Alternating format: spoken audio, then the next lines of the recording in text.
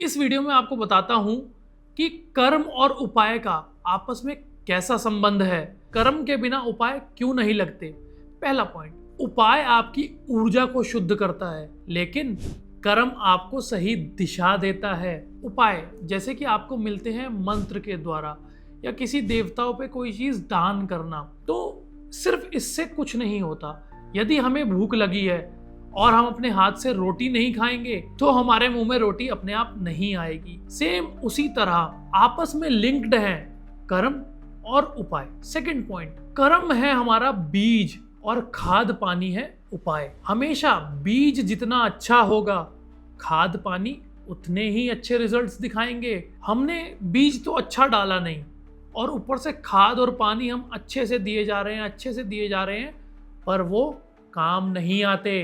तो ऐसे में हमेशा हमें शुद्ध कर्म करने चाहिए। ध्यान रखिए, शुद्ध कर्म जो शुद्ध संसार से नहीं जुड़े हैं। सांसारिक चीजों में शुद्ध का अर्थ अलग हो जाता है, बदल जाता है। आप इस संसार में हर एक को खुश नहीं रख सकते। सेकंड पॉइंट, कर्म से चेतना बदलती है और उपाय करने से मार्ग खुलते हैं। जब व्यक्ति सही कर्म करता है, सत्य बोलता है, दान करता है और किसी को क्षमा करने की शक्ति रखता है, तो ऐसे में क्या होता है, ऐसे में हमारे द्वार और खुलते हैं, नेगेटिव चीजें वहीं रुक जाती हैं। अब क्षमा अगर हम नहीं करेंगे तो हम उसी व्यक्ति के बारे में, उसी पुरुष के या उसी आदमी के बारे में सोचते रहेंगे और हम उसी में उलझ जाएंगे।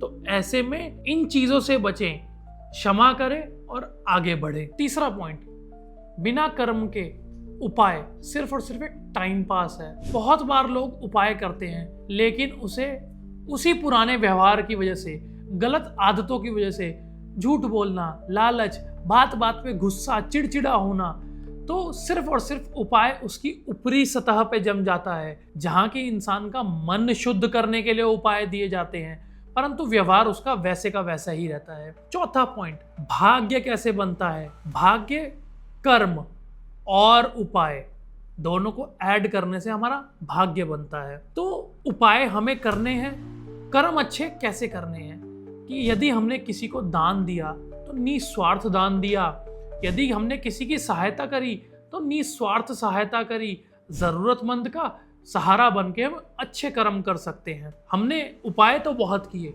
परंतु हमारे आचरण बुरे हैं। तो इसके लिए मैं आपको उदाहरण देता हूँ। एक बार एक आदमी जो कि गलत आचरणों में पड़ा हुआ था और वो निरंतर गंगा स्नान करता था। वो बार बार गंगा स्नान करने के बाद सबको कहता था, मैं तो गंगा स्नान नित्य करता हूँ और मुझसे शुद्ध कोई आदमी नहीं है।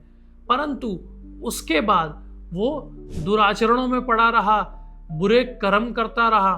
फिर एक दिन गंगा मैया प्रकट हुई और उसी के सामने वो एक कपड़ा सफेद लेकर उसे पानी में धोती गई और मिट्टी में लपेटती गई। तो उस व्यक्ति ने बोला कि अरे मैया, तू ये क्या कर रही है, तू कपड़ा पानी में भी डाल रही है और उसमें मिट्टी भी रगड़ रही है। माता ने उसे कहा कि बेटा, मैं तेरे वाला ही कर्म कर रही हूँ।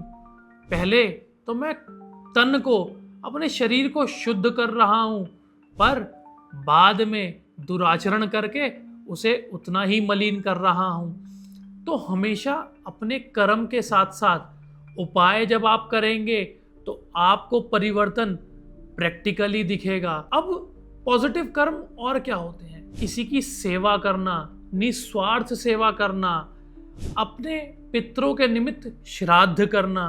ये पितृ क्यों? पितृ इसलिए कि हमारे हरिवंश पुराण में कहा गया है कि ब्रह्मलोक से ऊपर जो है वो पितृलोक है। तो हमेशा हमें अपने फोर फादर्स को नहीं भूलना चाहिए। तो इनके निमित्त भी हमें श्राद्ध निस्वार्थ भाव से करना चाहिए, किसी जरूरतमंद की सेवा करनी चाहिए और हमेशा भगवान का नाम लेना चाहिए। जय सिया राम।